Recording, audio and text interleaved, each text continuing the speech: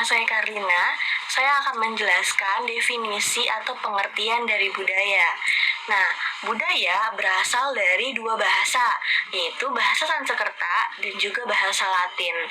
Nah, dalam bahasa Sanskerta, budaya berasal dari kata budaya atau budi yang berarti budi atau akal.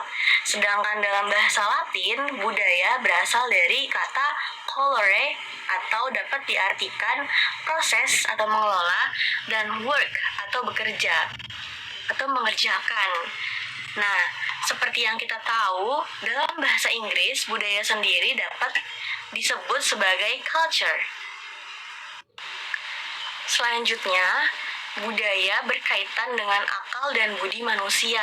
Maka dari itu dapat diartikan bahwa budaya merupakan suatu cara hidup yang berkembang dan dimiliki oleh sekelompok orang yang kemudian diwariskan kepada generasi selanjutnya. Nah, budaya juga terdiri dari beberapa unsur yang rumit seperti adat istiadat, bahasa, agama, bahkan sistem politik. Sesuai dengan topik kali ini, yaitu mengenai culture and language, bahasa merupakan bagian-bagian dari budaya itu sendiri. Karena bahasa merupakan bagian yang tidak dapat dipisahkan dari manusia. Dan membuktikan kalau bahasa menjadi contoh bahwa budaya dapat dipelajari dan digunakan untuk berkomunikasi oleh orang-orang yang memiliki bahasa yang berbeda-beda. Sebagai contoh, bahasa Indonesia merupakan bagian dari budaya yang dimiliki oleh bangsa Indonesia, yang mana bahasa Indonesia menjadi bahasa pemersatu yang dapat menghubungkan dan juga mempermudah komunikasi antar daerah. Nah, yang selanjutnya ada teori-teori budaya atau pendapat dari para ahli.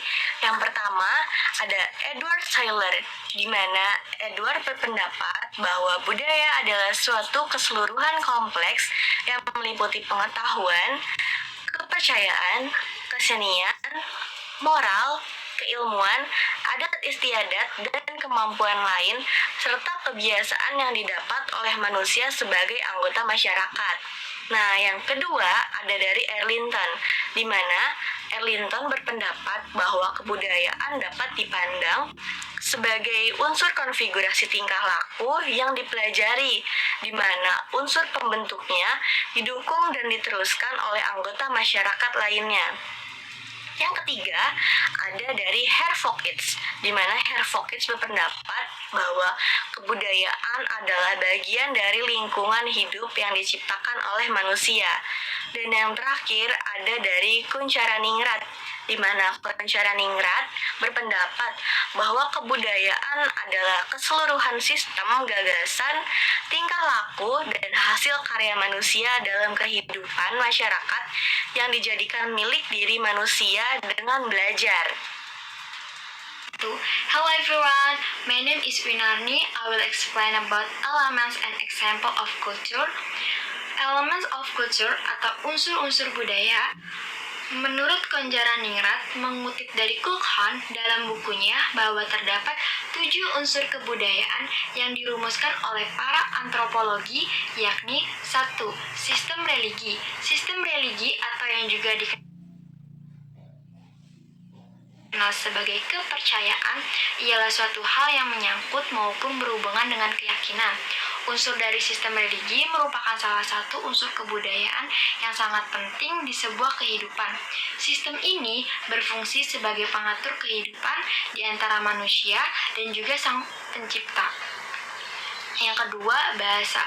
Bahasa adalah sebuah pengucapan indah pada suatu elemen budaya atau kebudayaan yang mampu menjadi alat perantara utama bagi manusia untuk meneruskan atau mengadaptasikan kebudayaan. Terdapat 2 macam bentuk bahasa, yaitu bahasa lisan dan bahasa tulisan.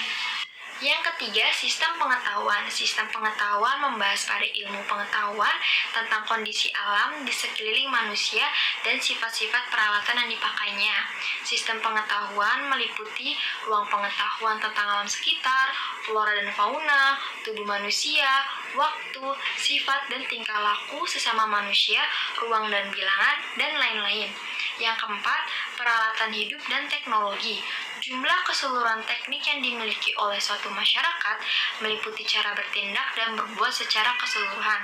Hal ini berkaitan dengan pengumpulan dan pemrosesan bahan mentah untuk dibuat suatu alat kerja, pakaian, transportasi, dan kebutuhan lain berupa benda material. 5. Sistem kemasyarakatan. Sistem kemasyarakatan adalah sekelompok masyarakat yang anggotanya merasa satu dengan sesamanya. Hal ini merupakan salah satu unsur pewarisan budaya yang juga amat sangat penting di dalam sebuah struktur sosial. Unsur inilah yang akan menghitung suatu garis keturunan dari hubungan perkawinan serta hubungan darah. Yang keenam, sistem mata pencarian. Sistem mata pencarian merupakan segala usaha manusia untuk mendapatkan barang dan jasa yang dibutuhkan. Sistem mata pencarian hidup atau sistem ekonomi meliputi berburu dan mengumpulkan makanan, bercocok tanam, peternakan, perikanan, atau perdagangan. Ketujuh, kesenian. Kesenian bisa diartikan sebagai segala hasrat manusia terhadap keindahan. Bentuk keindahan yang beraneka ragam timbul dari imajinasi kreatif yang dapat memberi kepuasan batin bagi manusia. Secara garis besar, bentuk kesenian terbagi dalam 3 garis besar, yaitu seni rupa, seni musik, dan seni tari. Examples of culture. Contoh-contoh budaya di beberapa negara. Yang pertama di negara Indonesia. Indonesia memiliki budaya batik. Setiap orang Indonesia pasti memiliki dan pernah memakai batik, baik corak tradisional maupun yang dengan corak modern. Batik adalah kain bergambar yang memiliki proses pembuatan khusus, yaitu menorehkan malam atau lilin tradisional menggunakan canting di atas kain sebelum kemudian melewati proses pewarnaan yang juga alami. Hampir semua daerah di Indonesia memiliki motif atau corak batik khas dan masing-masing memiliki filosofi. Batik telah mendapatkan penghargaan dari UNESCO pada tanggal 2 Oktober tahun 2009 sebagai warisan budaya lisan dan non-bendawi manusia. Lalu ada tari saman. Tari saman ialah ikon kebanggaan sekaligus kebudayaan Indonesia dari Provinsi Aceh. Tarian ini berasal dari suku Gayo dan telah dikenal oleh dunia. Tarian saman sendiri telah menjadi bagian dari warisan budaya tak benda milik UNESCO sejak tahun 2011. Hampir di setiap sekolah di Indonesia memiliki kegiatan tari saman dan diikutsertakan dalam perlombaan nasional. Yang kedua ada negara Amerika. Di Amerika ada namanya spray cheese. Keju tentunya ada di mana-mana dan bisa ditemukan dalam berbagai bentuk. Tapi spray cheese alias keju semprot adalah produk khas Amerika yang tidak mudah ditemukan di tempat lain. Sebuah kaleng serupa hairspray yang mengeluarkan keju dengan tekstur mirip whipped cream yang bisa langsung dinikmati dalam berbagai bentuk macam sajian. Seperti jenis keju lainnya, spray cheese juga memiliki berbagai macam pilihan rasa. Lalu ada tipping. Kebiasaan tipping atau memberi tip memang tidak hanya ada di Amerika Serikat, tapi di Amerika Serikat memberi tip hampir merupakan sebuah kewajiban. Di negara lain, kita bisa memberi tip bila kita merasa puas dengan pelayanan suatu tempat. Kalau kita tidak memberi tip pun tidak apa-apa. Tapi di Amerika Serikat, orang yang tidak memberi tip akan dianggap pelit dan tidak sopan. Pelayanan yang perlu diberi tip pun bukan hanya pelayan restoran saja, tapi juga penata rambut, bartender, bellboy, pengantar makanan, dan lain-lain. Untuk pelayanan di restoran, nominal tip yang dianggap wajar adalah sekitar 15-20% dari jumlah transaksi kita di restoran tersebut. Yang ketiga ada negara Inggris. Inggris memiliki budaya tarian Morris. Tarian Morris termasuk ke dalam tarian tradisional di Inggris. Tarian Morris sering dilakukan oleh masyarakat Inggris yang diiringi dengan alunan musik. Biasanya tarian Morris ini harus ditarikan dengan lincah dan mengandalkan kekuatan kaki. Tarian yang dilakukan secara berkelompok ini memerlukan sebuah tongkat, pedang, dan sapu tangan agar bisa melengkapi seluruh kebutuhan pendukung yang dibutuhkan saat menari. Lalu Inggris memiliki warisan budaya Menara London. Menara London adalah tempat wisata bersejarah yang terletak di pusat kota London, Inggris, yang menjadi tempat untuk dikunjungi saat liburan. Di tahun 1100, menara ini pernah digunakan sebagai penjara. Tujuan utama pembangunan Menara London yaitu sebagai istana megah yang menjadi kediaman resmi kerajaan. Menara London juga termasuk ke dalam situs warisan dunia UNESCO karena menjadi menara yang dilindungi dan dirawat oleh Badan Amal Istana Kerajaan bersejarah di Inggris. Terlihat nampak depan Menara London ini seperti istana di tengah-tengah era modern. Yang keempat ada negara Korea Selatan. Korea Selatan memiliki warisan budaya pakaian hanbok. Pakaian hanbok merupakan salah satu khasnya budaya Korea Selatan. Hanbok adalah pakaian tradisional masyarakat Korea yang pada umumnya memiliki warna cerah dengan garis sederhana serta tidak memiliki saku. Biasanya hanbok yang digunakan oleh keluarga kerajaan atau keturunan bangsawan akan beda modelnya dengan rakyat biasa. Namun sekarang ini hanbok tidak lagi menggunakan sistem itu. Lalu ada hanok. Korea memiliki warisan budaya hanok. Hanok adalah sebutan untuk rumah tradisional Korea Selatan. Rumah ini memiliki tampilan unik dan artistik dari segi arsitekturnya. Desain hanok mencerminkan hubungan spiritual antara manusia dengan alam. Struktur bangunannya membawa kita kembali pada kehidupan yang lebih sederhana dan tenang. Yang kelima ada negara Cina. Cina percaya makan mie panjang umur. Mie panjang umur adalah hidangan tradisional yang dibuat saat ulang tahun, pesta pernikahan, dan perayaan Imlek. Mie panjang umur dibuat hingga beberapa meter sehingga akan mengisi mangkuk sampai penuh. Semakin panjang dan padat mie dipercaya akan semakin panjang umur dan kaya kehidupan orang yang memakannya. Dan yang terakhir, Cina memiliki warisan budaya Cheongsam. Cheongsam adalah pakaian panjang untuk wanita yang ketat di badan atau memperlihatkan lekuk tubuh wanita. Cheongsam yang masih populer digunakan wanita Cina saat ini adalah gaun yang diciptakan pada tahun 1920-an dan merupakan gaya busana yang dipakai oleh wanita kalangan atas pada saat itu. Istilah Cheongsam yang berarti pakaian panjang diterjemahkan ke dalam bahasa Inggris dari dialek provinsi Guangdong Changton di Tiongkok. Adapun daerah lainnya menyebut pakaian ini sebagai kipao. Pakaian Cheongsam sangat nyaman dan mudah dikenakan. Cukup sekian penjelasan dari saya.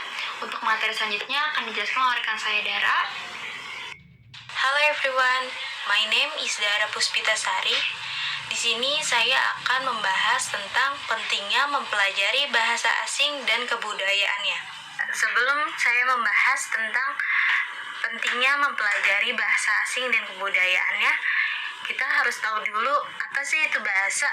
Kalau menurut antropologi, bahasa adalah suatu sistem bunyi yang kalau digabungkan menurut aturan tertentu menimbulkan arti yang dapat ditangkap oleh semua orang yang berbicara dalam bahasa ini. Nah, bahasa juga merupakan suatu sistem komunikasi yang menggunakan suara yang digabungkan satu sama lain menurut seperangkat aturan sehingga mempunyai arti itu sendiri. Jadi kita akan membahas tentang pengaruhnya budaya pada bahasa. Dalam mempelajari suatu bahasa, setiap orang memang mempunyai kesulitan dan kendalanya masing-masing. Selama ini kita menganggap bahwa berbahasalah yang mempengaruhi budaya. Padahal dalam kehidupan sehari-hari, kebanyakan budaya muncul lebih dahulu dibanding bahasa. Misalnya dalam penggunaan istilah Gongxi Fazhai atau Shen Kuai-le, kalimat ini bisa digunakan ketika masyarakat merayakan Tahun Baru Imlek. Untuk perayaan lain, tidak akan digunakan ucapan seperti itu. Hal ini membuktikan bahwa ada ungkapan atau konsep yang ada dalam bahasa suatu kebudayaan belum tentu memiliki padaan kata yang sesuai di dalam bahasa kebudayaan yang lain. Dan jika diartikan, artinya akan jauh berbeda dari maksud yang akan dituju. Sini saya akan membahas tentang pentingnya mempelajari bahasa asing. Setiap orang atau suku bangsa memiliki kebiasaan dan adat istiadat yang berbeda. Untuk dapat saling memahami satu sama lain, kita membutuhkan satu media komunikasi, yaitu bahasa. Bahasa dapat digunakan agar tidak terjadi salah paham, ditinjau dari sudut kebudayaan. Bahasa adalah wujud dari kebudayaan.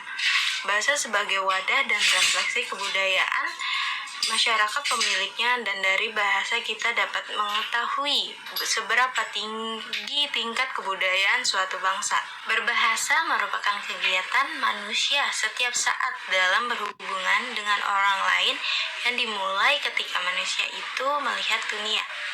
Seperti bayi yang baru lahir, ketika menangis hingga tertawa adalah bentuk mulut berbahasanya. Dalam perkembangan bahasa menjadi ciri dari sebuah kebudayaan, menjadi pembeda antara masyarakat yang satu dengan masyarakat yang lain dari sisi pengguna bahasanya.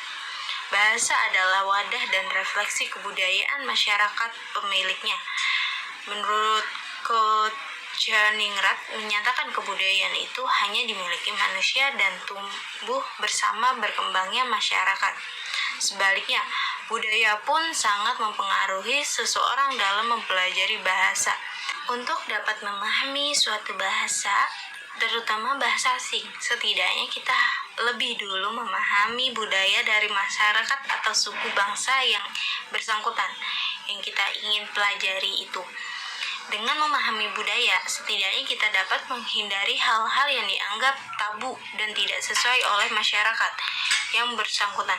Sama halnya dengan mempelajari bahasa Mandarin, agar kita dapat menguasai bahasa tersebut dengan baik, maka kita harus dapat memahami kebiasaannya, adat istiadat dan budaya asing yang berlaku di dalam masyarakat Tionghoa. Hal itu tentu saja sangat membantu seseorang dalam memahami bahkan menguasai bahasa Mandarin. Agar dapat dengan fasih menguasai bahasa Mandarin, diperlukan pengetahuan tentang budaya masyarakat Tionghoa sebagai pengguna bahasa tersebut. Misalnya, bagaimana seseorang boleh mengucapkan kata Shoje yang berarti nona. Kepada siapa saja kita boleh menyebut seseorang dengan panggilan Airen atau Laopo yang dalam bahasa Indonesia bisa diartikan itu sebagai istri. Selain itu juga kita bertanya tentang umur pada orang yang lebih tua, atau untuk menghormati lawan bicara kita yang lebih tua, kita bertanya dengan Nindaudle. Jika lawan bicara kita lebih muda, kita akan bertanya Jisuile. Kedua kalimat tersebut dalam bahasa Indonesia sama-sama menanyakan umur, tetapi di masyarakat Tionghoa itu berbeda. Yang satu untuk menanyakan umur kepada yang lebih tua, dan yang satu lagi menanyakan umur kepada yang lebih muda. Selain adanya perbedaan dalam penyebutan secara lisan, ada pula perbedaan budaya yang bisa kita katakan sebagai kompetensi kebudayaan atau yang disebut intercultural competence. Dengan adanya perbedaan demikian, tetapi sangat berpengaruh terhadap pembelajaran.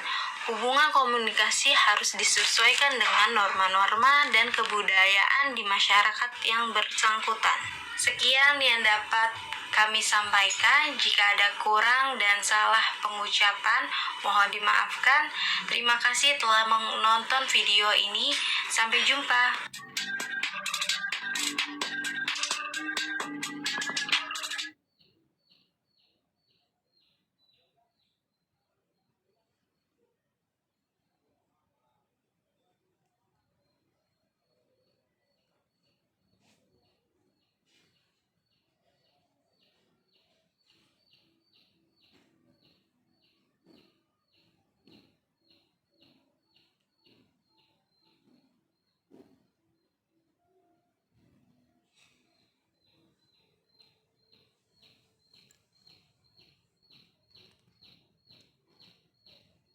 Dipakai oleh wanita kalangan atas pada